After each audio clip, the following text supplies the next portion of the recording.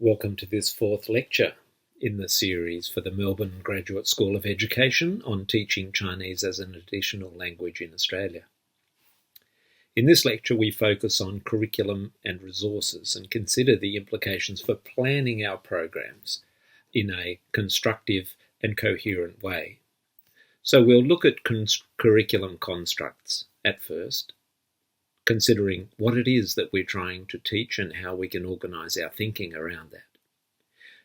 We'll look closely and carefully and critically at textbooks and resources to facilitate our teaching, consider issues in textbook design, and reflect upon the potential of new and emerging technologies, before concluding with a discussion on the artistry of planning for learning in a Chinese language program. Contemporary communicative curriculum these days looks beyond the four macro skills of listening, speaking, reading, and writing, and focuses on the exchange, interpretation, or creation of personal meaning making in the context of our classroom learning experiences.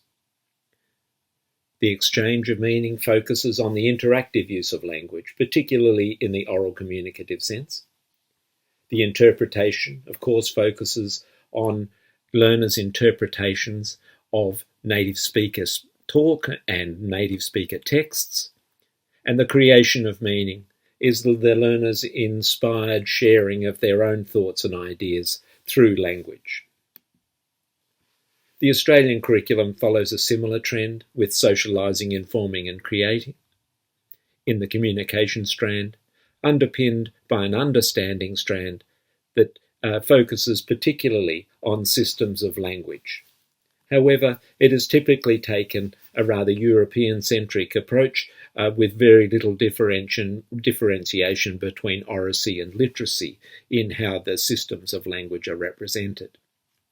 The more recent example of the Australian Curriculum Languages version 9 takes us no further forward by integrating the macro skills in all of the strands and substrands. Even within the understanding systems of language, we see the focus is on understanding the linguistic features of Chinese, including sound, writing, grammatical and textual conventions.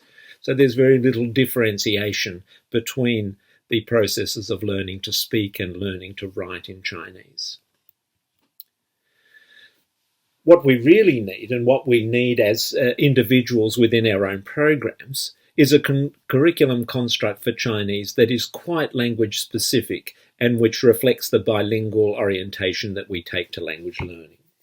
It needs, in its own particular way, to address the distinctive features of the Chinese language, including the writing system, the orthography, the phonology, the grammar system, the morphology, and the text structures and features. And each of these needs to be teased out and expressed and planned in a developmentally sequenced way. Our curriculum needs to recognise the developing oral and written skills as two distinctive and developmentally different processes, and to identify the particular challenges that second language learners of an English background face in learning to learn and learning to communicate in Chinese. We can't rely upon a broad, somewhat Eurocentric view of language learning to dominate and, if you like, conceal the particular challenges that we face in the Chinese classroom. So the way we organise our thinking and frame our teaching and learning program has to have a clear conceptual frame for planning learning of Chinese as a system, even though we do so in the context of learning to communicate. That is, in the centre there, we have to build their knowledge of content words and we have to build their knowledge of the language system through function words.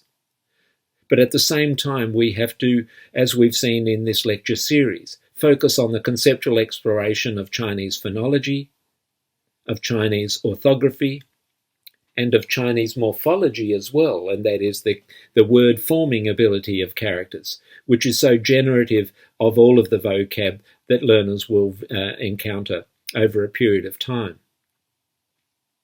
And when exploring the nature of communication from a grammatical perspective, we need to have our consistent meta-terminology, the 4 key areas of content words: nouns and pronouns, verbs, adjectives, and numbers, and the particular characteristics of function words in Chinese, including adverbs, prepositions, measure words, question words, conjunctions, and particles.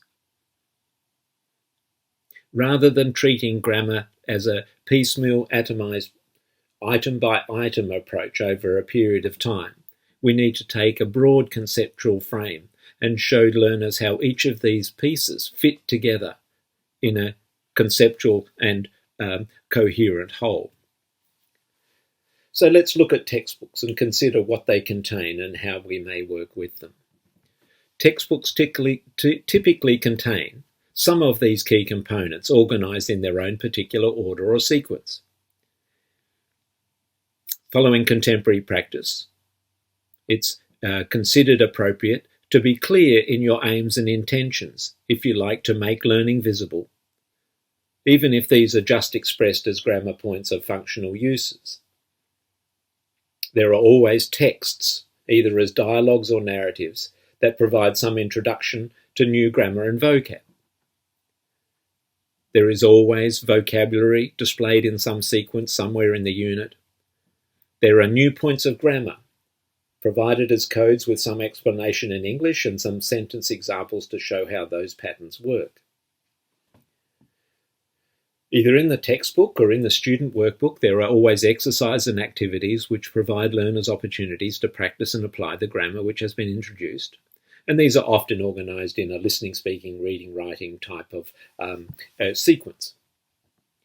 Naturally, in Chinese textbooks, there's always some attention to character learning at some point. And finally, and hopefully, we would typically find some communication tasks where learners are given the opportunity to purposefully apply their learning to their own personal meaning making. 3 other aspects we might find is some reflection on learning, some opportunity for learners to stop and think and talk about their insights and understandings that have developed as a consequence of their learning, some reference to culture, and in some textbooks, some reference to assessment, often which is an assessment of exactly what has been presented, and that is the typical orientation that what is learned is what is assessed. There is no attempt to see the extent to which learners can extend beyond the immediate and to apply learning in new contexts. So when we analyse textbooks, we often ask the question, well, what's missing here? What is it that we do not find? Are the representations of language learning and communication appropriate to the needs of learners? But importantly, from a teacher perspective, what type and how much teacher mediation is necessary to make the textbook work effectively for the diversity of learners we find in our classroom? And that is, what would you need to do to make this textbook work best? We can also ask ourselves the important question, from the learner's perspective, how might the content and format be enhanced to facilitate learners' own learning experience and their capacity to learn? Which begs that real question, how do learners see this? We've had textbooks designed specifically for school-based learners in Australia for the last 40 years. We were amongst the first country in the world to produce textbooks explicitly designed for middle school learners. And the first to be produced was the Hanyu series by Chang, Mackarus and Yu, produced at Griffith University in Queensland in 1985.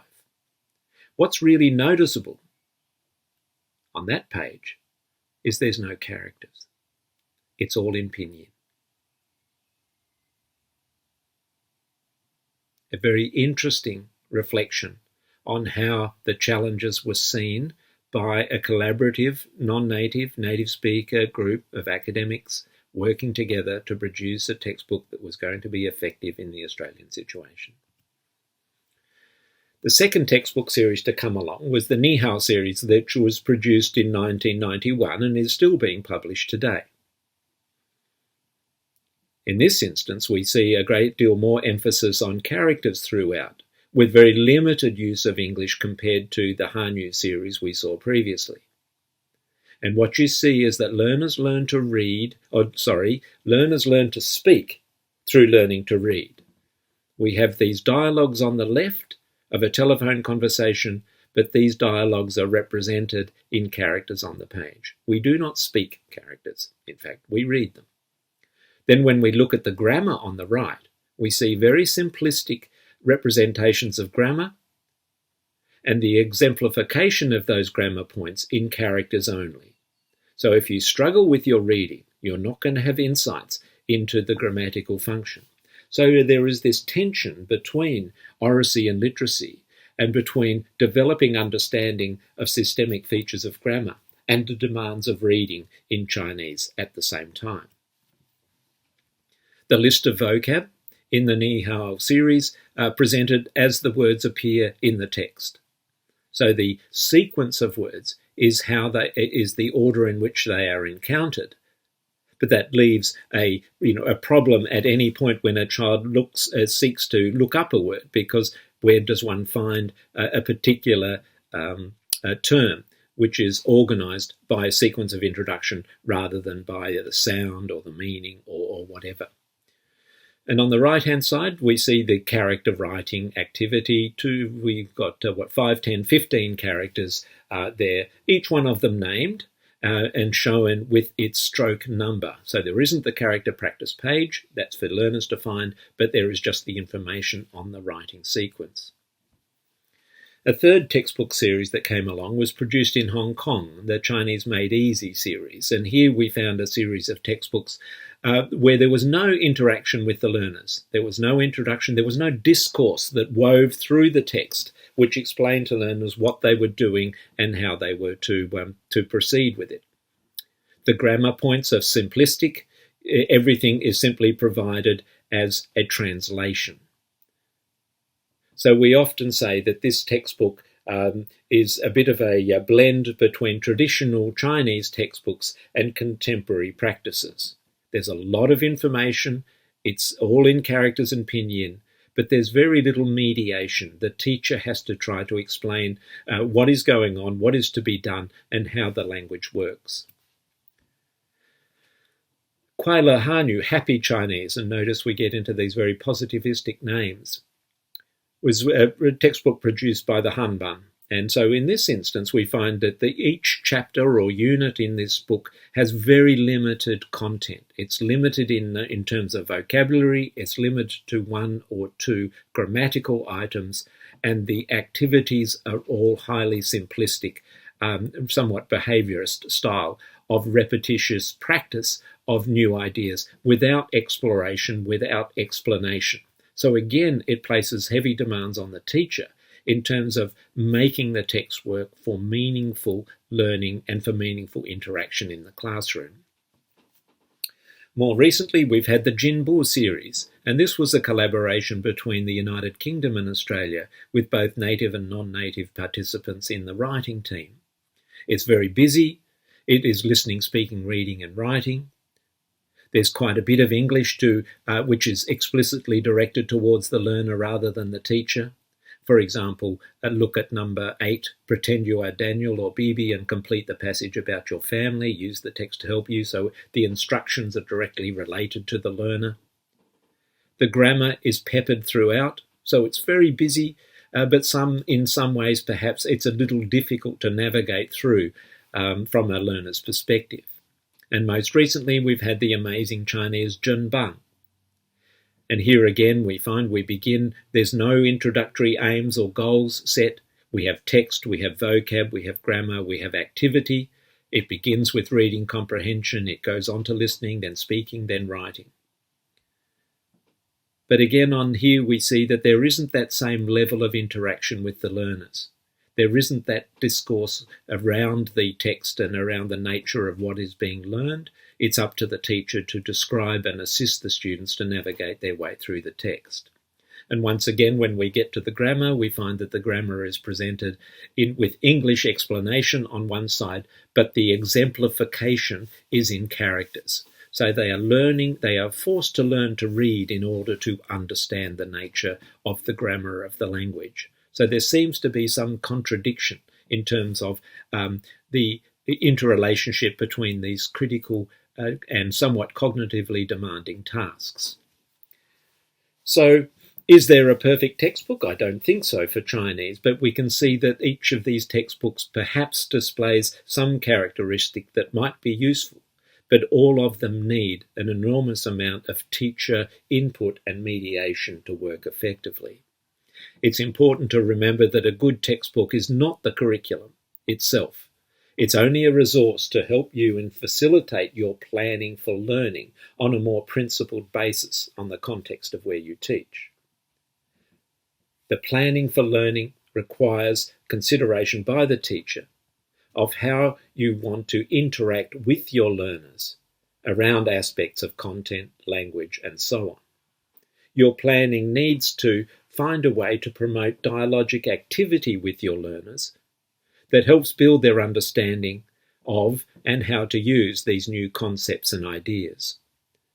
New concepts and ideas relating to the systems of phonology, orthography, morphology, as well as aspects of Chinese syntax, the grammar, and how these compare with English sentence patterns. And ultimately, our aim needs to be to provide opportunity for personal interpretation, creation, and exchange of ideas in ways that learners find meaningful to themselves, not based purely upon the content of the textbook, but based upon their own lives, lived experiences, and preferences in terms of what they say and how they say it. We're in an era of extraordinary change in terms of the input of new and emerging technologies in education. These have great opportunity to enhance learners' interaction with language. These technologies can help facilitate out-of-hours learning. They can give a great deal more command and control to learners outside the classroom when the teacher is not present. These technologies can be used to create a resource base for higher cognitive demand interactivity with the language system, especially in situations where we have low time on task and where teacher use of face-to-face interaction time needs to focus on interpersonal communication. So surely the study and exploration of conceptual features of the phonology, the orthography, the syntax of a language can be done online and interactively while teachers maximize their time to apply these new skills and to explore these new skills with learners. Technologies can also facilitate cognitively engaging interactions online in a situation where they can be provided immediate feedback and track progressions. That is, they can undertake these grammatical exercises where the accuracy of their responses can be evaluated in real time and that information tracked and viewed by teachers and students at other times. These technologies can also create stimulating inputs that help promote classroom dialogue about the nature of language and communication. That is, they can provide a resource base for deeper exploration and discussion than the superficial material that's provided in a textbook. For example, if you were considering aspects of phonology in the classroom, then technology could provide a resource of real-time, real-life interactions in native speaker contexts that learners could explore to understand and identify how particular features of the phonological system operate. Thus, these types of activities can promote inductive reasoning and rule formation by exemplification, by learners looking at examples from the real world and drawing conclusions about how the language works in particular ways. Most importantly, in our highly diversified classroom with learners of different background, new technologies can provide for differentiated learning, providing ways to stage and scaffold learning opportunities for different groups of learners. That is, within the group, providing contingent scaffolding that could be modified according to the need of a particular learner, and so that's within one group of learners at a particular level, and then inter-cohort learning, where one task could be applied to learners of different background, but with predetermined levels of difficulty based upon their background, integrated into the particular activity.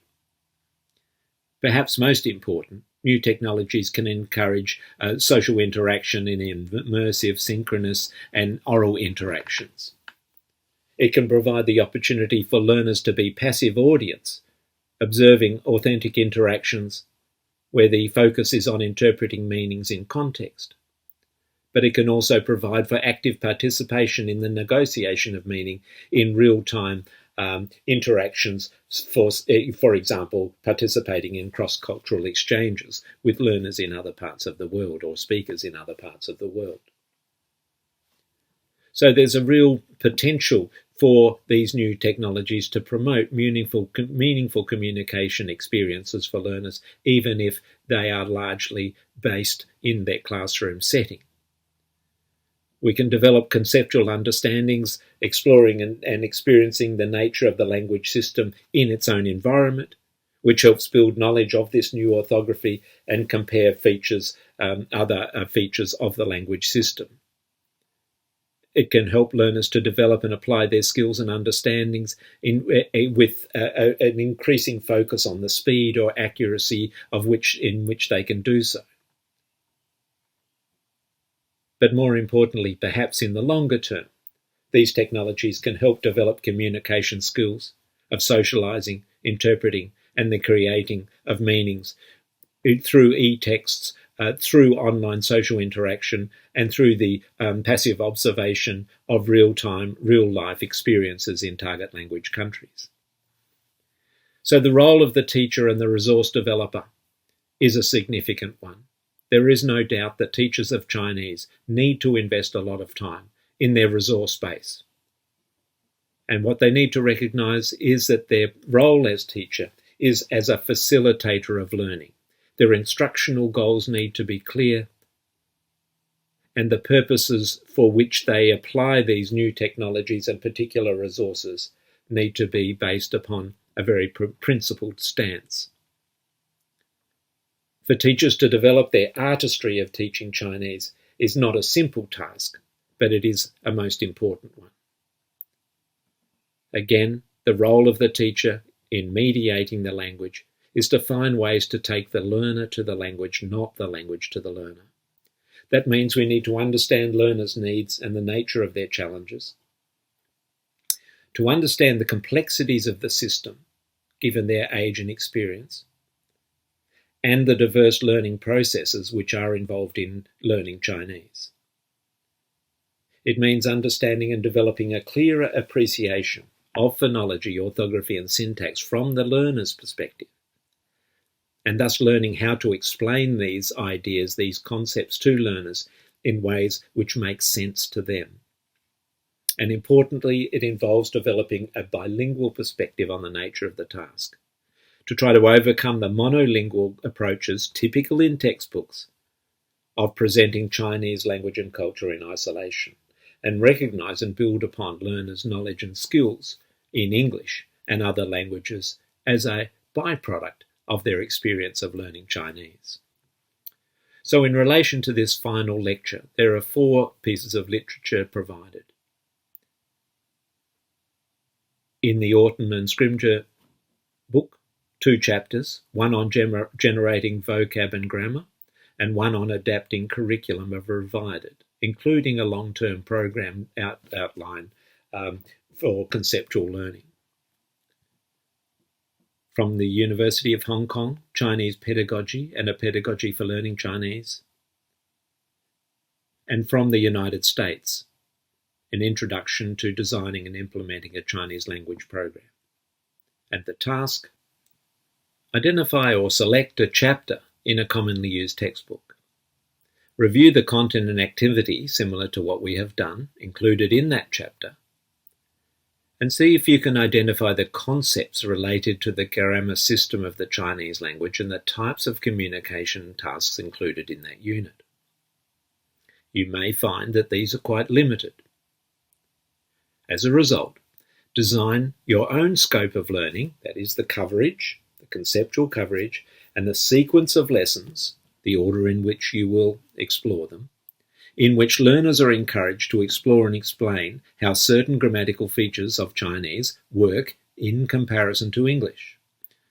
And finally, design a personal communication task where learners have the opportunity for their own personal meaning making, in which they focus on employing these new grammatical concepts, not just the specific examples in the unit, but the concept in a meaningful context.